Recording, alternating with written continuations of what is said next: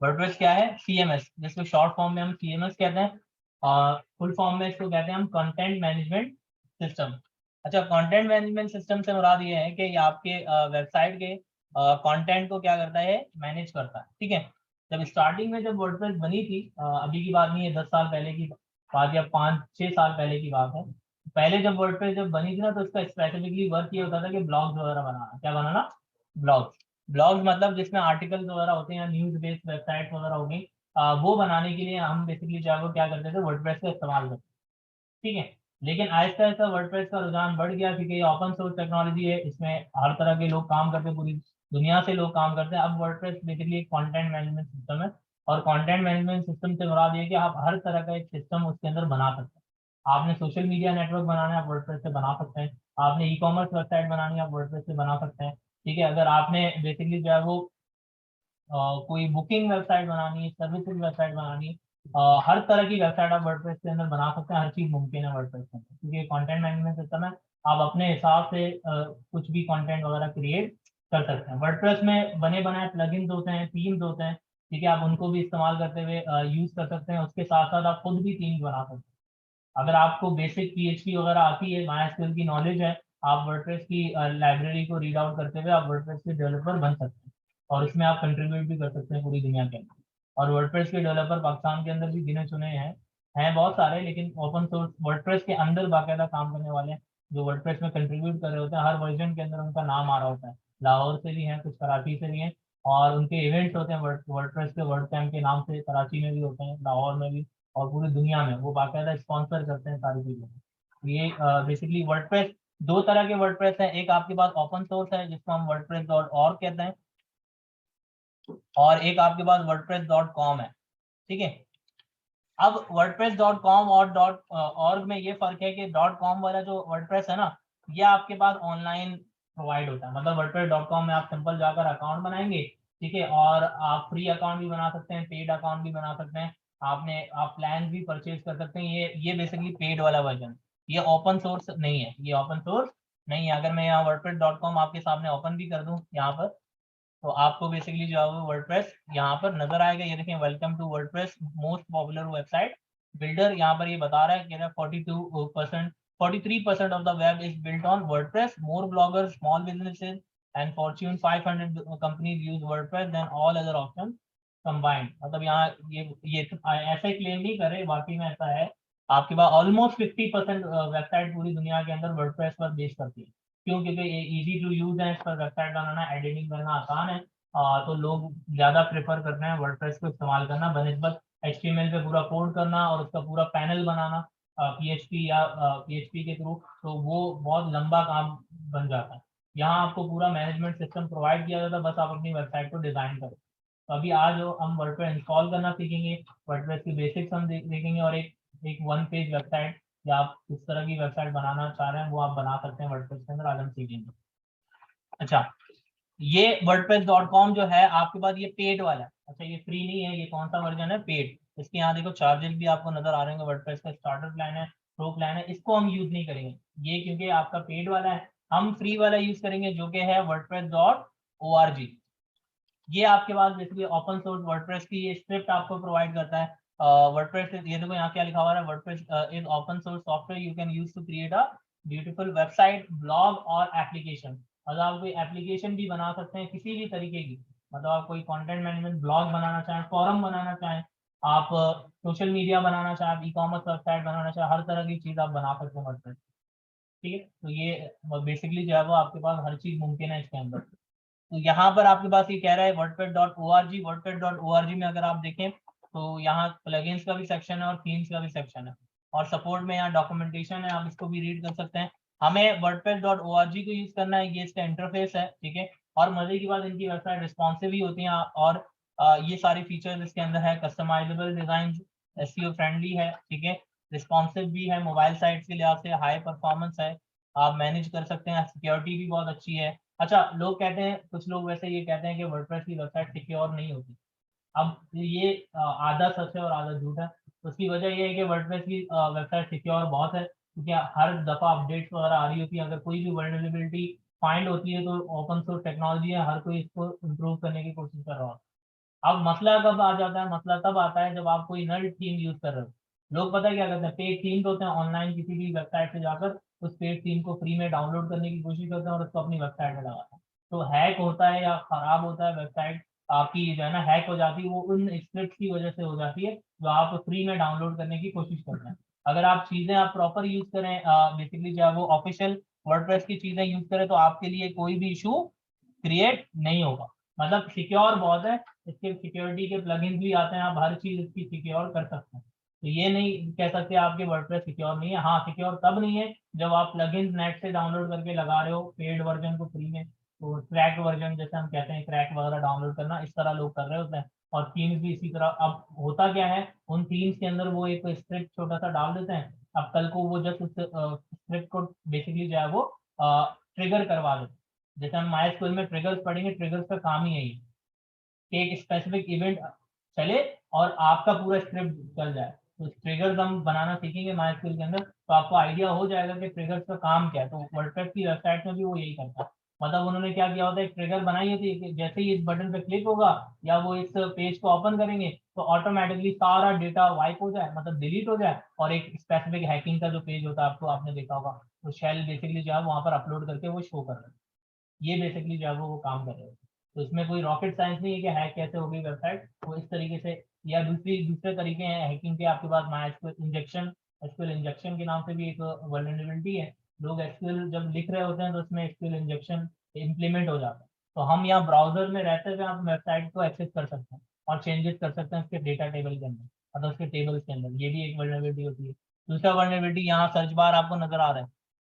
आपको पता है सर्च बार से भी मैं हैक कर सकता हूँ वेबसाइट को। इसको हम कहते हैं एक्सेस अटैक, मतलब क्रॉस साइट स्क्रिप्टिंग जिसको हम कहते हैं। मतलब इस ब्राउजर, यहाँ मैं जब सर्च कर रहा हूँ यहाँ से भी मैं हैक कर सकता हूँ। तो हम जो इनपुट टाइप्स लिखते हैं ना, तो इनपुट टाइप से बहुत सारी चीजें ध्यान में रखनी होती है। नाम देना होता है प्रॉपर, सारी चीजें हमें उसकी टाइप प्रॉपर डिफाइन करनी होती है। नॉर्मली हमें नहीं पता होता हम क्या लिख रहे हैं, तो जब आप वेबसाइट बना रहे होते हैं तो हमें इसके बारे में नॉलेज होनी चाहिए कि हम क्या चीज सही कर रहे हैं और क्या चीज गलत कर रहे हैं। अमूमन हमें ये भी नहीं पता होता। आप लोग जो है वो इनपुट टाइप ऐसे ही, मतलब वो शौकिया ही लगा रहे हो, मतलब कोई आइडिया नहीं होता, इनपुट टाइप्स लिख रहे होते हैं या चीजें आप लिख रहे हो। क्लियर है यहाँ तक? तो वर्डप्रेस.org यहाँ पर आपके पास मौजूद है। org ये ध्यान में रखना आपने कौन सा वर्डप्रेस डाउनलोड करना है, ठीक है। वर्डप्रेस.com हम ओपन नहीं करेंगे क्योंकि ये ओपन सोर्स नहीं है, ये पेड है, फ्री भी है लेकिन पेड भी है। इसमें लिमिटेड चीजें हैं, तो आप इसको यूज करना बेवकूफ़ी है क्योंकि ये ओपन सोर्स है। अच्छा, वर्डप्रेस की जो पेरेंट कंपनी है वो ऑटोमेटिक के नाम से है, और ये .com वाला ऑटोमेटिक ही ओन करता है, ठीक है। और को भी ऑन करता है लेकिन ऑन इसीलिए पूरा नहीं करता क्योंकि ये ओपन सोर्स टेक्नोलॉजी है। ओपन सोर्स का आपको पता है, ये कम्युनिटी ऑन करती है, तो इसके ऑनर कोई भी नहीं है। हाँ, वो ऑटोमेटिक बेसिकली सपोर्ट करता है इसको, मतलब जो भी कमा रहा होता है। और जाहिर सी बात है, वर्डप्रेस पे हर तरह की वेबसाइट बन रही होती है। और मैंने अभी आप लोगों को कहा कि अगर नॉर्मली मैं कहीं पर वर्डप्रेस का डेवलपर ढूंढूं तो मुझे बहुत आसानी से सस्ते में मिल सकता है। लेकिन अगर जो यहाँ कंट्रीब्यूशन कर रहे होंगे तो वो हायर पे पे वो चार्ज हो रहा था, हजारों डॉलर पे बेसिकली जो है वो पे किया जाता है। क्लियर यहाँ तक? अच्छा, उसके बाद मैं यहाँ पर गेट वर्डप्रेस के बटन पे क्लिक करूंगा। जैसे ही मैंने वर्डप्रेस के बटन पे क्लिक किया तो ये डाउनलोड वाला पेज ओपन हो गया। तो आपके सामने सबसे नीचे ये देखिए डाउनलोड का ऑप्शन आ रहा है। अभी जो लेटेस्ट वर्जन वर्डप्रेस का चल रहा है वो 6.0 चल रहा है। कौन सा वर्जन चल रहा है? अच्छा, ये हर दफा अपडेट होती रहती है, तो ये ना समझे कि वर्डप्रेस बेसिकली आउटडेटेड है, ऐसा बिल्कुल भी नहीं है। वर्डप्रेस हर दफा, हर महीनों बाद, कुछ महीनों बाद अपडेट होती रहती है। और हर साल में भी अपडेट होती है। साल में आपको पता है उसकी स्पेसिफिक थीम हर ईयर के लिहाज से वो लॉन्च करते हैं। जैसे अभी 2022 है तो 2022 के नाम से एक थीम भी ये लॉन्च कर चुके हैं, मतलब जो चल रही है। तभी हम देखेंगे वो कैसे दिखता है। अच्छा, वर्डप्रेस के लिए आपको किन किन चीजों की नीड होती है वो हम देख लेते हैं।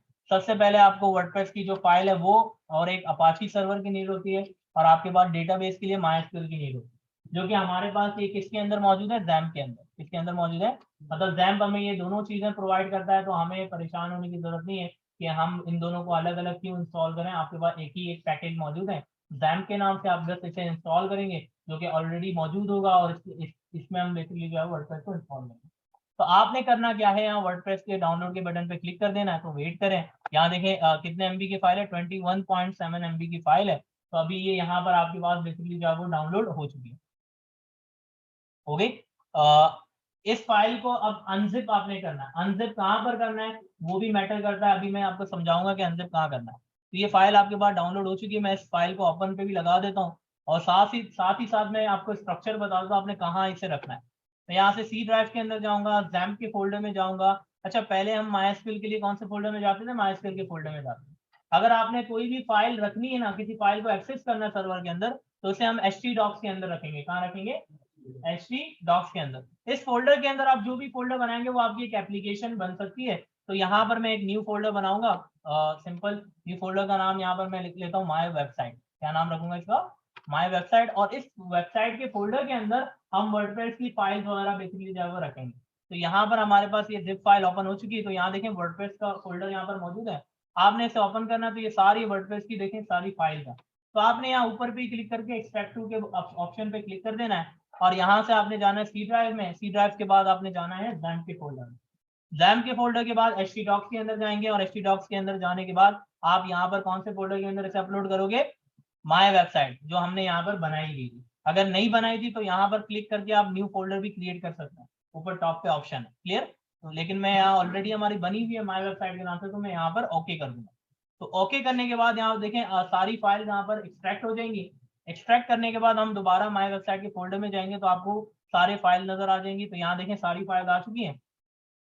जितने भी यहाँ पर बेसिकली जो है वो आपके पास फाइल्स थी वो सारी यहाँ पर एक्सट्रैक्ट हो चुकी हैं। हमें कोई परेशानी की जरूरत नहीं है। बस इसके अंदर आपने चीजें कहाँ एडिट करनी है? यहाँ देखें wp-config-sample के नाम से फाइल है। आपने राइट क्लिक करके इस फाइल का नाम चेंज कर देना है, रीनेम करना है। रीनेम के बाद सैंपल जो लिखा हुआ है ना डैश करके, इस सैंपल को आपने हटाना है और इंटर कर देना है। इस फाइल का नाम क्या होगा? wp-config.php। क्लियर यहाँ तक? तो ये सबसे पहला काम हमने क्या किया, इस फोल्डर के अंदर आकर इस फाइल के नाम को चेंज किया। और अब इस फाइल को मैं कहाँ ओपन करूंगा? राइट क्लिक करके ओपन विद VS कोड कर दूंगा। ठीक है, VS कोड में हम क्यों ओपन कर रहे हैं? क्योंकि इसके अंदर हम बेसिकली जो है वो कुछ चेंजेस करेंगे। PHP का कोड यहाँ पर लिखा हुआ है, हमें कोई कोडिंग की एक्सपीरियंस की जरूरत नहीं है। हमें बस पता होना चाहिए यहाँ क्या पूछा जा रहा है आपसे, डेटाबेस का नाम। क्या पूछा जा रहा है आपसे? डेटाबेस का नाम। सेकेंड चीज आपसे क्या पूछी जा रही है? डेटाबेस का यूजर, मतलब यूजर नेम। और थर्ड चीज आपसे क्या पूछी जा रही है? पासवर्ड। तो अब मुझे एक बात बताएं, लोकल होस्ट के अंदर आपके पास डेटाबेस का नाम क्या है? डेटाबेस का नाम नहीं, डेटाबेस का नाम। और आपके पास बेसिकली जो है वो डेटाबेस के यूजर का नाम। यहाँ रूट आएगा। तो हम पता क्या करेंगे, यहाँ एक काम करेंगे। सबसे पहले हम यहाँ न्यू टैब पे जाते हैं और XAMPP में ऑन कर लेता हूँ। XAMPP भी ऑन होना लाजमी है। तो यहाँ से मैं अपाची को स्टार्ट कर लेता हूँ और MySQL को स्टार्ट करता हूँ। अच्छा, ये तब तक आपने वेट करना है जब तक ये दोनों ग्रीन ना हो जाए। ठीक है, ग्रीन होने के बाद मैं इसे क्लोज कर दूंगा और यहाँ लोकल होस्ट करके मैं कॉल कर लेता हूँ। यहाँ से हम जाएंगे PHP माय एडमिन में। कहाँ जाएंगे? यहाँ से हम डेटाबेस क्रिएट करेंगे। यहाँ डेटाबेस का नाम आप कुछ भी रख सकते हैं, माय वेबसाइट, कुछ भी आप रखना चाहें। आप न्यू के बटन पे यहाँ क्लिक कर दें और उसके बाद यहाँ डेटाबेस का नाम लिख दें। इसका नाम मैं रख दूंगा माय वेबसाइट। क्या नाम रखूंगा इसका? My website. और क्रिएट के बटन पे क्लिक कर दें। यहाँ डेटाबेस क्रिएट हो चुकी है। ठीक है, एम्प्टी आपके पास डेटाबेस है। अब यहाँ इस फाइल के अंदर आएंगे। अब बताओ डेटाबेस के नाम की जगह क्या आएगा? My website. तो यहाँ मैंने लिख दिया माय वेबसाइट। और डेटा DB यूजर में क्या आएगा? क्या आएगा? रूट। क्या आएगा? रूट, क्योंकि हमें पता है डेटाबेस के यूजर नेम का नाम क्या है? रूट है। और पासवर्ड क्या आएगा? कुछ भी नहीं। पासवर्ड कुछ भी नहीं। क्यों? क्योंकि हमारे XAMPP का जो PHP माय एडमिन है, जो हमारा MySQL है, उसका कोई भी पासवर्ड लोकल उसका नहीं होता। हाँ, अगर ये लाइव कहीं होता तो लाइव में आप पासवर्ड वगैरह रखते हैं और उसको प्रिविलेज वगैरह प्रोवाइड करते। ठीक है, लेकिन यहाँ पर लाइव में नहीं है तो इसी वजह से हम पासवर्ड को रिमूव कर दें। बस ये फाइल की आपने कॉन्फ़िगरेशन करनी है। इनको चेंज करने के बाद आप इसे क्लोज कर दें। क्लोज करने के बाद आपने करना क्या है, यहाँ आप लिखोगे लोकल होस्ट :88। अब बताओ आपके फोल्डर का नाम क्या था? My website. तो फॉरवर्ड / करके मैं यहाँ लिखूंगा माय वेबसाइट और एंटर कर दूंगा। बस इतना सा आपने काम करना है और आपकी वर्डप्रेस की इंस्टॉलेशन शुरू हो जाएगी। तो वेट करते हैं हम। ये देखें आपके पास वर्डप्रेस आ चुका है। जैसे 100% कर लेते हैं। तो ये आपसे यहाँ पर कह रहा है कि वर्डप्रेस इंस्टॉल करने के लिए आप कौन सी लैंग्वेज सेलेक्ट करना चाह रहे हैं। अच्छा, वर्डप्रेस हर लैंग्वेज के अंदर, अरबिक में चाह रहे हैं, अरबिक में भी है, इवन उर्दू में भी है। मतलब उर्दू भी सपोर्ट करता है वर्डप्रेस। ये देखें उर्दू भी आपके पास मौजूद है। तो ये नहीं है कि आप बेसिकली सिर्फ इंग्लिश में ही वेबसाइट बना सकते हैं। सारी लैंग्वेजेस यहाँ पर सपोर्ट करती है, आप उर्दू में भी वेबसाइट क्रिएट कर सकते हैं। तो यहाँ पर मैं इंग्लिश यूनाइटेड स्टेट सेलेक्ट करूंगा और कंटिन्यू के बटन पे हम क्लिक कर लेते हैं। अच्छा, अब ये आपसे कुछ बेसिक इन्फॉर्मेशन मांग रहा है। सबसे पहली चीज साइट का टाइटल, तो इसका नाम मैं माय वेबसाइट रख देता हूँ। अच्छा, एक मैं पोर्टफोलियो वेबसाइट बनाना चाह रहा हूँ, तो इसमें मैं अपने नाम से बनाना चाह रहा हूँ, ठीक है, तो मैं अपना नाम लिख देता हूँ। तो यहाँ पर यूजर नेम में मैं एडमिन रखूंगा, यूजर नेम को आप कुछ भी कस्टम रख सकते हैं, मतलब इसको सिक्योर करना है तो अंडरस्कोर वगैरह इस तरीके से जो है ना, नाम वगैरह में 1 2 3 इस तरह यूजर नेम में रख दें, ताकि ये हैक होने में जो है वो आसानी ना हो, क्योंकि वो ब्रूट फोर्स अटैक यूज करते हैं, ठीक है, या डिक्शनरी अटैक यूज करते हैं। तो इसमें ये अगर इजी नेम होगा तो इजी नेम में वो इजीली जो है वो गेट हो सकता है। अगर मैं यहाँ एडमिन रखूंगा तो एडमिन जो है ना विद इन अ मिनट या विद इन हाफ आवर वो डिक्शनरी अटैक के अंदर इस नाम को गेट कर सकते हैं। लेकिन अगर मैं कॉम्प्लिकेटेड नाम लिखूंगा, अंडरस्कोर, @ या इस तरह के या डैश, इस तरह के मैं साइंस वगैरह यूज करूंगा, तो वो गेट करना उसके लिए मुश्किल हो जाएगा, मतलब टाइम लगेगा, और ये 24 आवर्स भी लगते हैं। तो इतना तो आपकी वेबसाइट अच्छी नहीं है, तो आपके लिए वो 24 आवर्स लगाएगा। तो ये बेसिकली जो है आपके पास, जिनमें हम बेसिकली जो है वो नाम वगैरह यूजर नेम में रखेंगे। लेकिन ये लोकल होस्ट के अंदर है, तो लोकल होस्ट में तो सिक्योरिटी का इतना कोई इशू नहीं है, क्योंकि ये लाइव तो हम नहीं कर रहे हैं। हाँ, जब लाइव कर रहे होंगे तो इसका यूजर नेम आपने सिक्योर रखना होगा। सेम पासवर्ड भी देखो, यहाँ पर पासवर्ड आपको स्ट्रॉन्ग पासवर्ड इसने खुद ब खुद बनाकर दे दिया है, तो मैं ये नहीं रखूंगा। यूजर नेम मैंने एडमिन रख दिया, पासवर्ड में मैं यहाँ पर 1 2 3 4 रख देता हूँ। और यहाँ मुझे ये कंफर्म कह रहा है, confirm use of week password, और यहाँ मुझे ईमेल देनी होगी अपनी, तो यहाँ मैं ईमेल लिख लेता हूँ, जैसे मैंने यहाँ अपनी ईमेल पुट कर दी। अच्छा, लास्ट ऑप्शन आपके पास आ रहा है सर्च इंजन विजिबिलिटी। अगर ये वेबसाइट लाइव होती तो इस ऑप्शन के ऊपर मैं टिक करता, क्यों? क्योंकि आपको पता है वर्डप्रेस की वेबसाइट जब लाइव होती है तो उसमें एडिटिंग वगैरह करते हैं आप, चेंजेस वगैरह करते हैं, तो इस ऑप्शन पे टिक करने का फायदा ये होगा, सर्च इंजन का जो क्रॉलर होगा ना, गूगल सर्च इंजन का, जैसे मैंने robots.txt के बारे में बताया था कि वो आपकी वेबसाइट में आकर क्या करता है, डेटा को क्रॉल कर रहा होता है, तो वो क्रॉलर आएगा ही नहीं, मतलब उसको आप अलाउ ही नहीं कर रहे हो मेरी वेबसाइट के अंदर। तो इस ऑप्शन पे उस वक्त टिक करते हैं। अच्छा, इस ऑप्शन का फायदा भी और नुकसान भी है। इस ऑप्शन को अगर टिक करके आप भूल गए तो आप 100 साल वेबसाइट के अंदर मेहनत कर लें, वो इंडेक्स नहीं होगी वेबसाइट, क्योंकि आपने उसको अलाउ ही नहीं किया, मतलब उसको अलाउ ही नहीं कर रहे हो कि आओ इंडेक्स करो। क्लियर? तो इस ऑप्शन के फायदे भी हैं और नुकसान भी है। तो आप अभी लोकल में है तो लोकल में इतना कोई इसका बेनिफिट है भी नहीं, तो आप मैं अनटिक करके इंस्टॉल के बटन पे क्लिक करूंगा।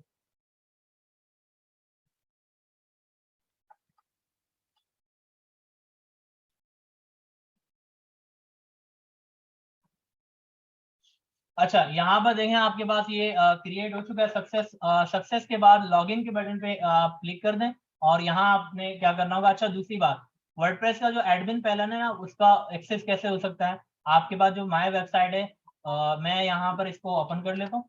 वैसे वेबसाइट इस तरीके से दिखेगी, ऐसे नॉर्मल आपकी वेबसाइट दिखती है, ठीक है, ये ऑफिशियल वेबसाइट है। अगर मैं एडमिन पैनल को एक्सेस करना चाह रहा हूँ तो इसके फॉरवर्ड / के आगे मैं दो चीजें लिख सकता हूँ, या तो यहाँ मैं लिखूंगा wp-admin, इससे भी आप इसके एडमिन पैनल को एक्सेस कर सकते हैं। सेकेंड आप लिखेंगे wp-login.php, इससे भी आप इसे एक्सेस कर सकते हैं, क्योंकि वर्डप्रेस जो बैकएंड है वर्डप्रेस का वो PHP बेस्ड है, तो इसीलिए आप बेसिकली जो है वो यहाँ ये PHP की फाइल भी ज्यादातर आपको नजर आएंगी। तो मैं यहाँ इंटर करूंगा तो यहाँ देखो लॉगिन आ गया। सिमिलरली अगर मैं यहाँ wp-admin लिखूंगा तब भी देखो आपके पास एडमिन पैनल ही आएगा। देखो इसने रिडायरेक्ट करके आपको wp लॉगिन पे ही लेकर आया, ऐसे ही है। तो दोनों URL से आप एक्सेस कर सकते हैं। तो यहाँ मैं एडमिन लिखूंगा और पासवर्ड में 1 2 3 4 लिख लूंगा, और इंटर के बटन पे मैं क्लिक कर देते हैं। ठीक है, क्लिक करने के बाद अब यहाँ पर आपको ये कह रहा है वेलकम टू वर्डप्रेस, क्या कह रही है, और learn more about the 6.0 version. ठीक है, तो यहाँ पर आपके पास सिंपल ये पैनल आ चुका है। अच्छा,